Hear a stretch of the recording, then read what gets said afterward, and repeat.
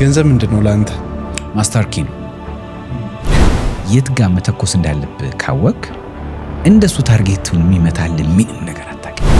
እና 10 ብር አጥቼ የፈተነኝ ታይም አለ። ከፈጣሪ ጋር ያለህን ግንኙነት ገንዘብ አይከፍትልህ። ሰብስክራይብ ምንድነው የማታረጉት? ለምንድነው የማታረጉት?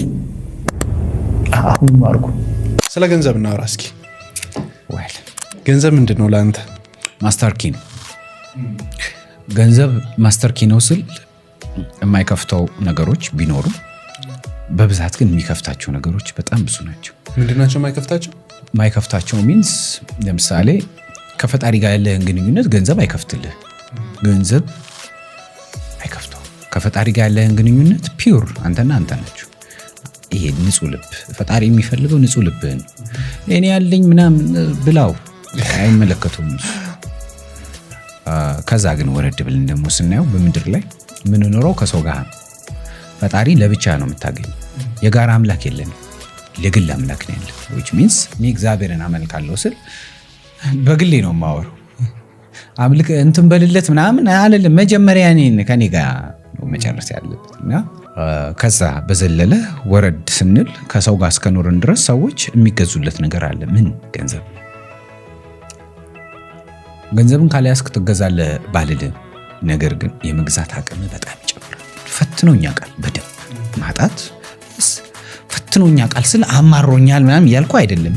በቃ አይቼዋለሁ። የማጣትን ፔን ስለማቀው የማግኘትን ጥቅም በደንብ ነው ማቀው። ገንዘብ እኮ ምንም እኮ እንትን አይደለም፣ ለገንዘብ ብቻ ምናምን ነገር ይልሃል። እስኪ ድህነት የሚገዛውን ነገር ካሳየኝ ገንዘብ መውደዴን አቆማለሁ። ለገንዘብ ባሪ አይደለም። ገንዘብ አገልጋይን አምላኬ አይደለም በፍጹም።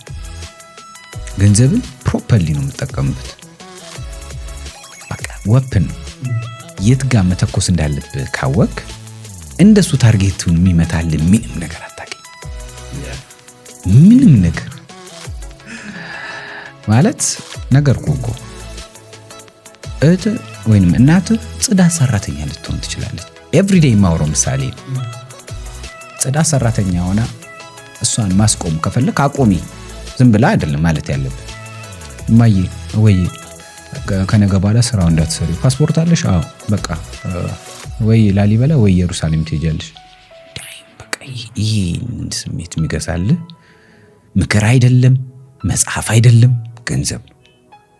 ከዚህ በላይ ምን ደስታ ትፈልጋለህ? በቃ አለቀ እኮ። ተኮስከው እኮ ራይት ታይም ላይ ትክክለኛውን ታርጌት መታ። እና 10 ብር አጥቼ የፈተነኝ ታይም አለ። በቃ ሰው ኢምፖርታንትነቱን በደንብ ተረድቼዋለሁ። እንዴት ነው 10 ብር አጥተህ የፈተነ? በትዳር ወቅቴ ላይ በተጋባው ሰዓት ላይ በጣም በገንዘብ የተፈተንኩበት ታይም ነበር። ሰው አግብቼ እቤት ከሚስቴ ጋር ቁጭ ብለን ምግብ ትሰራለች እሷ እና እኔ ሳሎን ቁጭ ብያለሁ።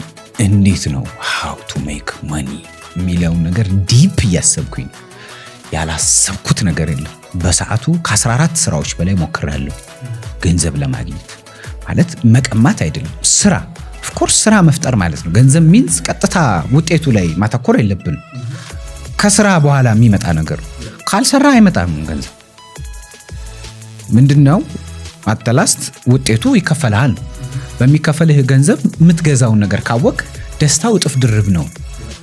በቃ ፖይንቱ ይሄ ነው። ጌታዬ አይደለም አገልጋዬ ነው። አለቀ። እና በቃ እሷ ጋር የተጋባንበት ወቅት ላይ ነው እንጀራና ዳቦ ግዛለች። ኪሴ ውስጥ ምንም ገንዘብ አልነበረኝ። እንጀራና ዳቦ ግዝተና አለች። በጣም ነው የነዘረኝ። በቃ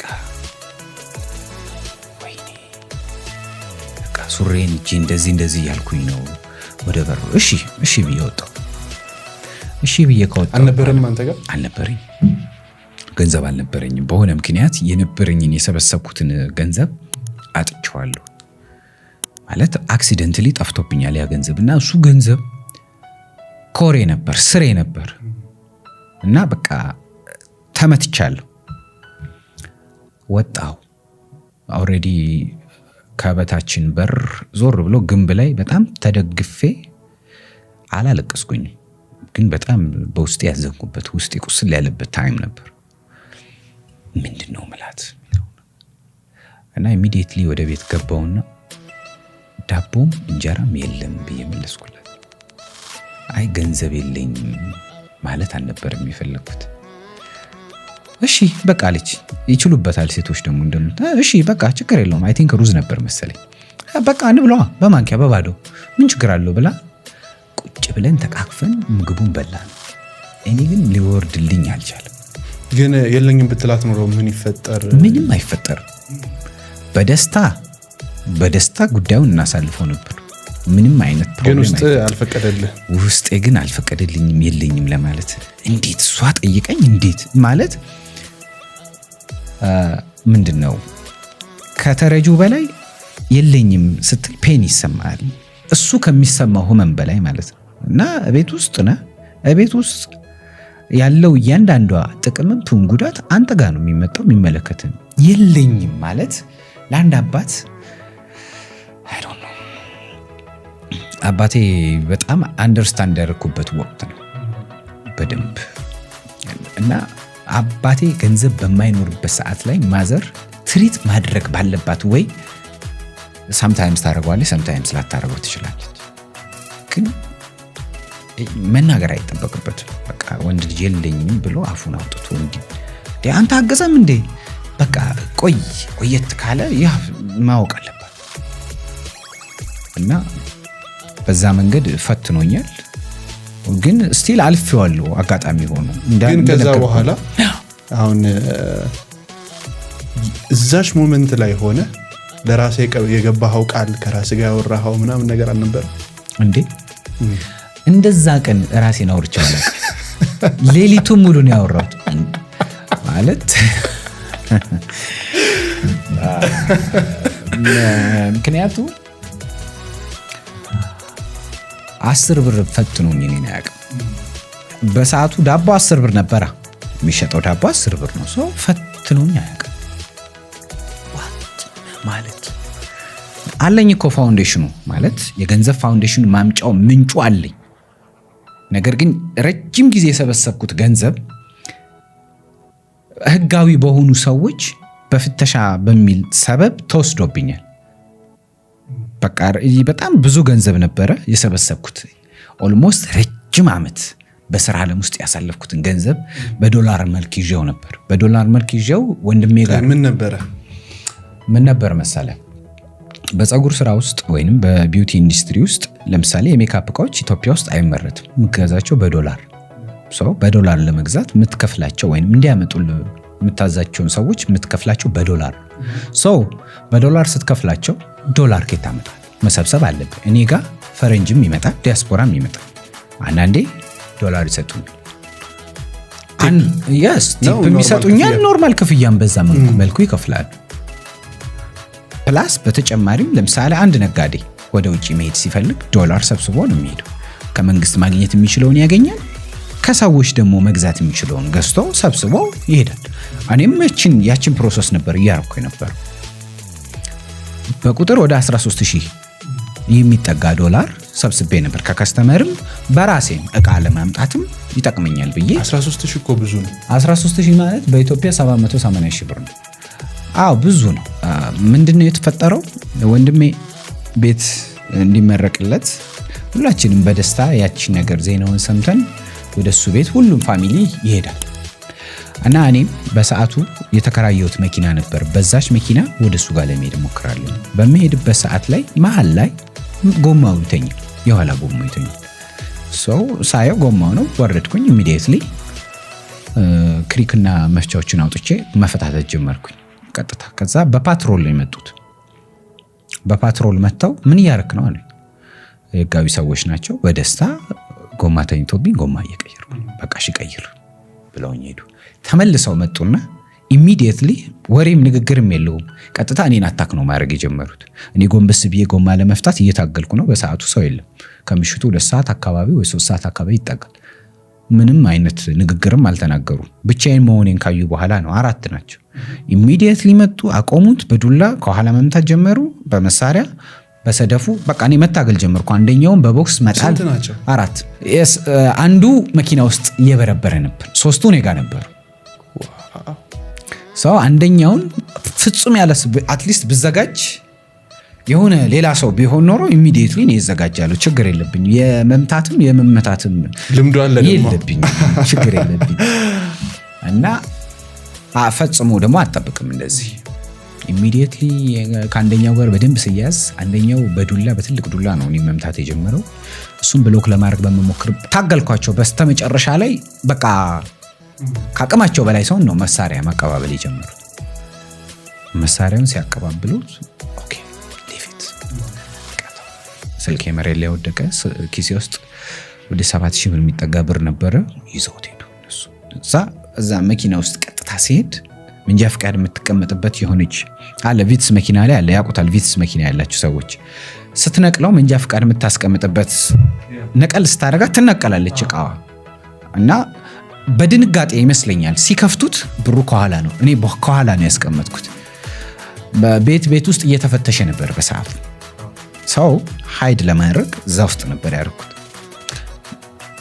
ገንጠል ሲያደርጉት መሬት ላይ ትወድቃለች። እንደዛ ነው እንትኑ። ቀስ ብለህ የምትከፍተው ከሆነ ምናምን በፍጹም ታገኘው አትችልም። ግን የሆነ በጉልበት የደበደብክ ጓጓ ምናምን ስታረገው ቦታውን ይስትና ይወድቃል ሰው። በዛ ምክንያት ያችን ገንዘብ አጣኋት። ለኔ የተወሰደው ገንዘብ ብቻ ነበር። ኦልሞስት the whole life ነው የተወሰደው ማለት ይቻላል። the whole life means በዛው ተሰብሬ ቀርቻለሁ ማለት አይደለም። አልተሰበርኩም። ያቺ ገንዘብ ረጅም ዓመት በቃ ስራ እቺ ከቁብ ጀምሬ የሰበሰብኳት በቃ የዛ ስሩ ያ ነው።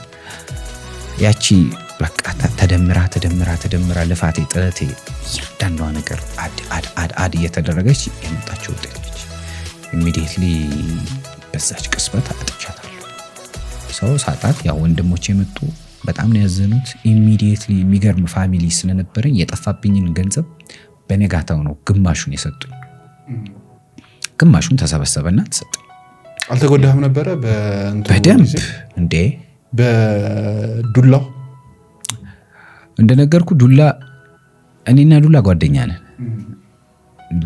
ነን። በልጅነቴ በጣም አስቸጋሪ ስለነበርኩ ፋዘር በደንብ ነበር። ስለዚህ መስል ሚሞሪ አለ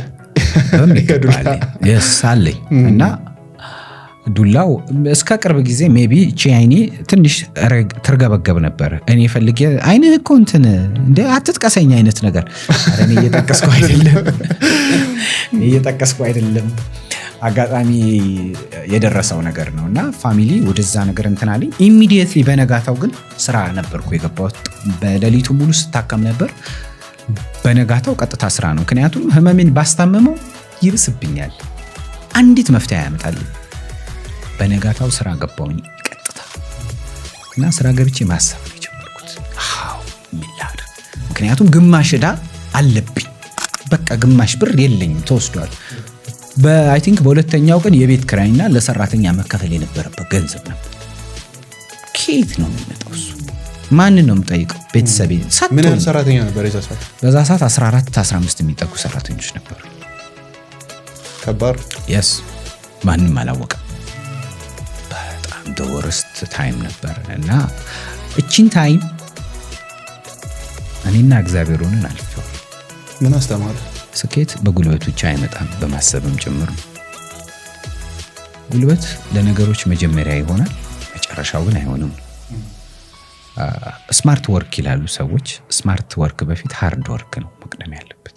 ሃርድ ወርኩ ላይ ነው ስማርት ወርክ የምትጨምርበት። ለምሳሌ አንተ በጣም ጎበዝ የፑል ተጫዋች ነህ፣ የምትገርም ነህ። እኔ መጥቼ ስማርትሊ ነው የሚጫወተው ብልህ ረጅም ዓመት ኤክስፒሪየንስ ያለ ሰው ነው።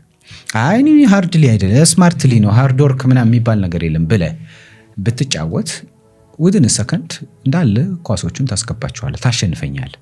ሃርድ ወርከር ነህ አንተ። ከሃርድ ወርከር በኋላ ከልምድ በኋላ ምን አምጥታለህ? ስማርት ወርክ የሚባለው ነገር አምጥታለህ። እና በሰዓቱ ገንዘቡ ሲጠፋብኝ አይኔ በርቶልኝ ነበር። ይህ 700,000 ብርን እንዴት ነው ባንዴ ማግኘት የምችለው የሚል ሴናሪዮ ውስጥ ነበር የገባሁት። እንዴት ላግኝ ማለት በፊት ባንዴ እንዴት 1,000 ብር ላግኝ ነበር የምለው። አሁን ግን እንዴት ላግኘው ብዬ በጣም ነገሮችን ከብዙ አንግል ነው መመልከት የጀመርኩት። ያቺን በማደርግበት ሰዓት ላይ ከስተመሮች ይመጣሉ እኛ ጋር ማለት የ40 ሚሊዮን መኪና ይዞ ይመጣሉ። የ60 ሚሊዮን መኪና፣ የ20 ሚሊዮን መኪና እየነዱ ይመጣሉ። ከዛ ቀን ጀምሮ ነው መኪናው ስንት ነው ማለት የጀመርኩት። 20 ሚሊዮን ብር ነው እኮ እጂ። አይ አሰላው አንተ በደሞዝ እኔ በማገኘው ገንዘብ በቀን የምሰራው ገንዘብ አለ። የ20 ሚሊዮን ብር መኪና እኔ በስራዬ ለመግዛት 8 ዓመት መስራት አለብኝ። ሳበላ ሳጠጣ ከበላውማ በቃ አለቀ። እና በሰራተኞቼ ባሉኝ ደግሞ የስራ ስታፎች ባልደረቦቼ ደግሞ ደሞዛቸውን ስሰራው እነሱ ሚኒመም 30 ዓመት እቺ የ40 ሚሊዮን መኪና ለመግዛት መስራት አለባቸው። ደሞዛቸው መቀመጥ አለበት። ምንም ነገር ሌላ ነገር ሳያደርጉ በቃ ከ30 ዓመት በኋላ ደግሞ ስንት ይገባል መኪናው? yes ቆሞ አይጠብቅም። በቃ ስለዚህ ተርኒንግ ፖይንት የነበረች ምንድነው ከትግል ወይንም ደግሞ ይሄ አብሮ ከጭንቅላት ጋር መታገል ወደሚለው ሴናሪዮ ውስጥ የገባሁት ከዛን ጊዜ ጀምሮ ነው። በድፍረት ሌላ ቢዝነስ ያስፈልገኛል፣ ሌላ ኢንካም ያስፈልገኛል፣ በዚህ ብቻ አልወጣውም ብዬ ሁለተኛው ካፌ ነገሩን የከፈትኩት በዛ መንገድ ነው።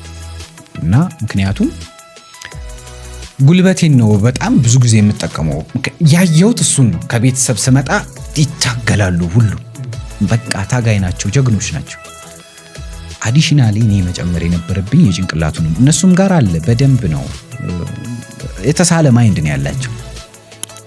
ነገሮች አንተ ጋር ሲደርሱ የራስህ ሲጨመርበት ሞር እያደገ ይሄዳል ነው ጥያቄው። እና እኔ ማይንድ እንዴት ነው የሚሰራው የሚለውን ነገር በደንብ ለማጥናትም አጥንቼም የሆነ ነገር ላይ የደረስኩበት ያን ሳይት ነበር። መጽሐፍ መግዛት ጀመርኩኝ፣ ማንበብ ጀመርኩኝ። ሃው ቱ ቢ ሪች፣ እንዴት ነው ሀብታም የሚሆነው ተሰርቶ ኢሌጋሊ ሳይሆን ሌጋሊ። በምን መልኩ ነው ሰዎች ትልልቅ ቦታዎች ላይ ከደረሱ በኋላ ምንድን ነው የሚያደርጉት? እንዴት ነው የሚደርሱት? እንዴት ነው ስቴብል ሆነው የሚቆዩት? ሀብታም ትሆናለህ። ሀብታም ሆኖ መቆየት ደግሞ ሌላ ሴናሪዮ። ገንዘብ ማግኘት አለ፣ ያገኘሃትን ገንዘብ ማቆየት ሌላ ጉዳይ ነው። እንደዚህ አይነት ነገሮችን ብዙ አንደርስታንድ የማድረግ አቅሜ ሌስ ነበር። ገንዘቡን የመስራት እንጂ ገንዘቡን ደግሞ እንዴት አድርጌ ቦታ ቦታ ላስይዘው ወደሚለው ነገር አንደርስታንድ ዲፕ አላደረኩትም ነበር። ባደርገውም ማለት ነው፣ ግን ዲፕ አላደረኩትም ነበር ያኔ። እና እንደዛ የተፈጠረበት ሰዓት ነበር። አልፌዋለሁ። እንኳን ግን ተወሰደ ነው የምለው አሁን። ምክንያቱም ያቺ ገንዘብ ባትመጣ ወይም ማን ነው ያቺ ገንዘብ ባትወሰድብኝ ኖሮ አሁን ያለው ይሄ አቤል ላይኖር ይችላል። ማለት ሳስብ ኢን ሚሊየንስ ነው የማስበው። የት ስራ ልክፈት ልል ይችላል አለ ወይ የለም፣ እሱ ሌላ ጉዳይ ነው። ምክንያቱም በአይምሮ ሊሚቴሽን የለም። እንዴት እንደሚመጣም ደግሞ ታውቀዋለህ። አይ ነው በቃ አለቀ። ምንጩን ያዘው፣ የሚወርድበትን ሳይሆን ምንጩን ያዝ ይባላል። የሚወርድበት ምንም ጉዳይ አይደለም። አሁን ግብጽ የምትንጨረጨረው እኮ የሚወርድበት ነው። ግብጽ ምንጩ እኛ ጋር ነው ያለው። እኛ ምንጩን ስለያዝነው ነው እንባ ከረየው እያለች ያለው። ሰው ምንጩን ያዘው። የስራ ኮሩ ምንድን ነው? ኢንካም ጀነሬት ማድረጊያ ያስፈልጋል። ምን አይነት ስራ? ምን አይነት ስራ? ኤኒቲንግ ብቻ ገንዘብ ጀነሬት ያድርግ፣ ገንዘብ ያምጣ እንጂ። ኦፍ ኮርስ ማንኛውም ስራ መሆን አለበት።